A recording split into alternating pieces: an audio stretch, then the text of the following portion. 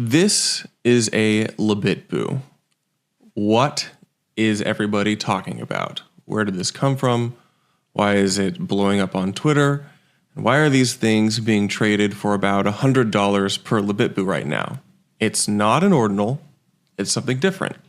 Welcome to the Bitcoin Season 2 breakdown, where I break down something new happening in the Bitcoin Season 2 universe. What is a Labitbu? So basically, it's a new type of asset on Bitcoin. The developer who's kind of pushing them right now and building stuff with Labitbu calls this new type of asset a pathology. We'll come back to that. Basically, the Labitbu, or a pathology, is just another place to put a JPEG, or really any type of data, on Bitcoin. It's just another JPEG in a different place on Bitcoin, and it does it a little bit differently than your ordinals, or really inscriptions. How did this all start? It started with a hackathon a few weeks ago. So, here is PlebFi. It's a small hackathon down in Miami that happened a couple weeks ago, last weekend of July. And they had a conference on meta protocols, and you had a bunch of really smart devs there. At the end, they had a hackathon where you had a bunch of people, hack together cool proofs of concept. One of the hackathon projects, this team of 4 here,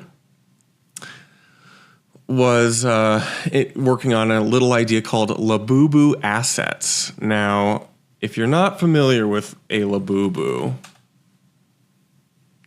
this is a Labitbu. They're these like plushy type things that people are clipping onto their clothes or their purses, and it's huge in Asia.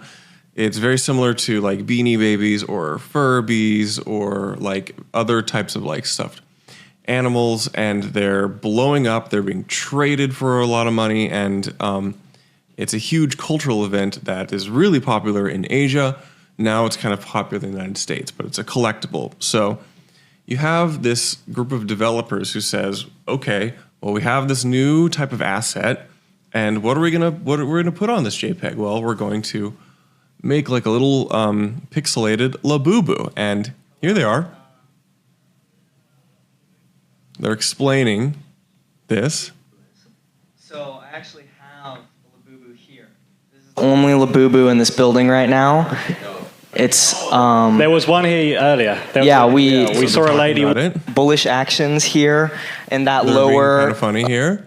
All right, we got to go. Okay, so how are we doing this? All right, So they basically explain like how to do it, and they put together a little proof of concept with like links to the various GitHubs, and then they kind of really stopped talking about it for about a week. I watched this presentation, and I thought it was really cool. So I started tweeting about it. In fact, I even wrote a newsletter for Blockspace about it. So if you subscribe to our newsletter, newsletter.blockspacemedia.com, you can get these types of things for free. I basically wrote about how meta protocols were just getting a general like level up overall as serious devs were experimenting with them. And one of the things I talked about was our team, one team put inscriptions in the Taproot control block. Now, I was technically wrong because it's not putting an inscription, but they put like this new type of JPEG, the Labitbu asset is what they called. And so that was a really fun idea, and it blew up on Twitter. I DM'd the dev, Stu is his name, one of the devs on the project. I said, hey, this hackathon thing, you should spin up like a little site to like let people mint. And so he did, and the site looked like this. Just a fun little open source project where you could connect your Xverse wallet, deposit 10,000 Satoshis to basically queue up the Labitbu minting transaction, and you can mint it. So it started blowing up. And now they are being traded for like $100 per Labitbu on marketplaces like Satflow. So hold on a second. What is actually the Labitbu? Well, you can go to Stu's GitHub at stutxo/Labitbu-maker, and you can run this code yourself. But most people are just going to go to the front end because they don't really know what to do, and that's fine. So a Labitbu is a new type of asset. And the JPEG itself, instead of living in what's called Bitcoin's witness data, it lives in the control block of a taproot transaction. The technical definition of that is the control block is a data structure used during a taproot script path spend when you reveal the script from the Merkle tree instead of using the key path spend, and contains two key pieces of information: the revealed script that was committed to and how to reconstruct the internal key. Most people don't know what that means. Let me visualize it. So go to mempool.space. Here is a block from was mined by Ocean Mining 7 days ago. If we look at the goggles, this is a great way to filter through blocks on mempool.space. We can click Taproot. We can see here's all the Taproot transactions now. One of these I know is a Labitbu just because I kind of know the size of them. So let's take a look, click on one of these transactions. This looks like a normal transaction if you aren't looking closely. We can click details here. And look at this. Right here is a bunch of data that if we copy all of it and we go to an open source tool called Labitbu Extractor, we can paste that data and extract the Labitbu, and that data turns into this Labitbu. So this is where your data lives, but it's actually, more precisely, within a Merkle tree. When you have a taproot tree, you're basically creating a whole tree of conditions that branch out, up to 128 times, and the control block is a part of this transaction, which helps you kind of decipher which path down the tree you should take. And so, because the control block can contain any information, because it has to contain, basically infinite conditions to go, maybe not infinite conditions, it has to contain a bunch of conditions to basically travel down the right path of this tree, you can simulate that to be arbitrary data. And because we can have a trees up to max depth of 128, we can do some math to basically see that a control block can be about 4 kilobytes in max size, which is why this is about as expressive of a JPEG that you can put into this control block. Thanks for staying with me. Let's get into the fun part. These are, because they're different than inscriptions, they're difficult to filter, or they're probably difficult to filter. Still, figuring out if people are able to filter these from their blocks. So we know how to make a Labitbu, or rather the asset which is called a pathology. How do we trade it? Well, we can ordinal theory again. If you're not familiar with ordinal theory, that is how we actually trade inscriptions. Your inscription lives on a particular ordinal or a Satoshi, and we trade that Satoshi back and forth.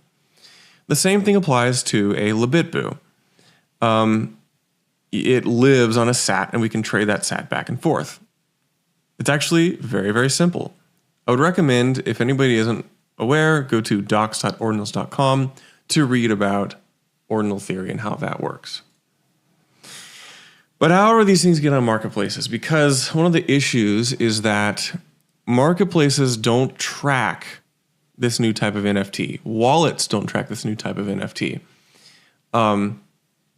If you send one of these outputs to your one of these Labitbus to your Xverse wallet, it's going to look just like any other type of unspent transaction output. It's going to look just like any other Bitcoin. Well, there's a workaround. you can manually track these, or the way they got into the marketplace on the marketplaces within, like 24 to 36 hours after Stu put out the Mint site is that another developer named LiFo comes up with an idea to wrap your Labitbu. It's actually a really clever idea. And basically, because your Labitbu exists, remember, on an actual Satoshi, it's connected to a SAT, we can basically take that same Satoshi and put an inscription on that Satoshi. So we can inscribe an inscription on top of the exact same Satoshi that your Labitbu lives on, and then wallets and marketplaces recognize that.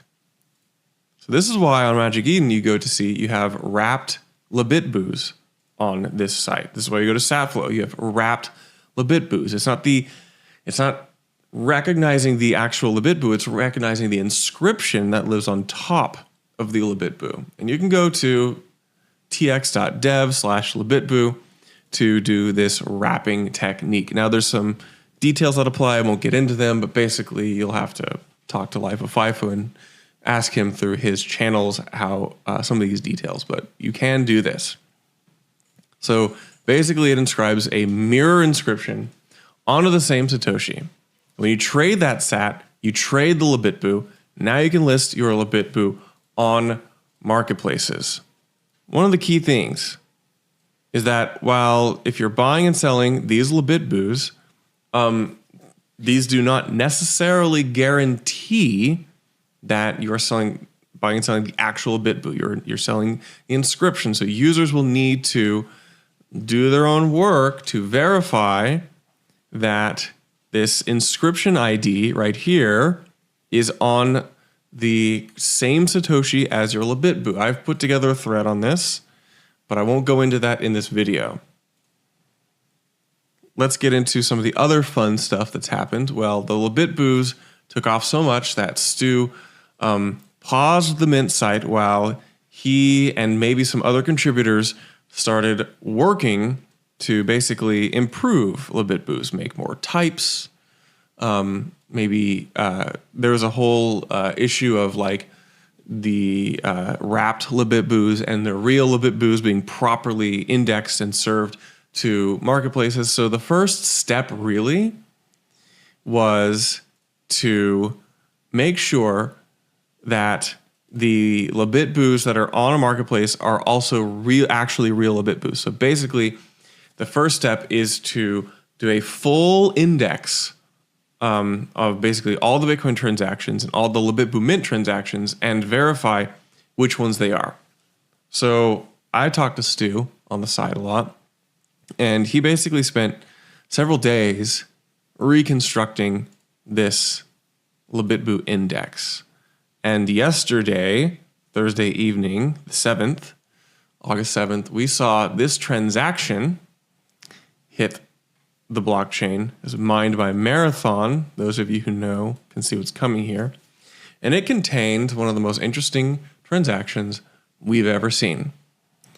It contained 10,000 op returns.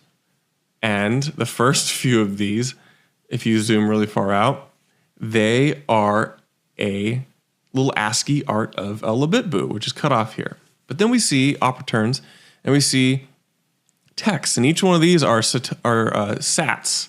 These numbers here represent a sat, and this is Stu publishing the first 10,000 Labitbus and which Satoshis that they are on.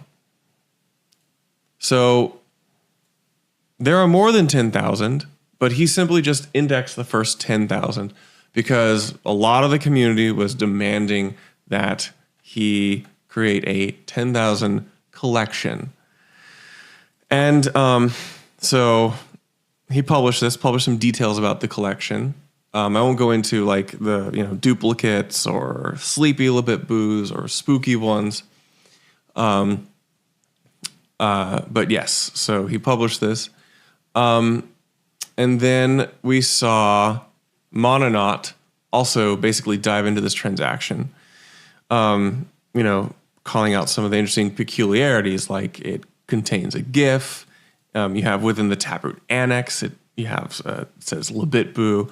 You have a 42069 sat change output. A lot of really fun stuff here. This is what the GIF looks like. So you can go to Stu's Twitter and probably follow along. They're probably the best place to follow along, like with what's going on, because he's definitely working on this project more. He doesn't make any money off of it right now. They're not charging anything. Any mint sites that charge you money are either not his, or the mint site that he put up does not take a fee.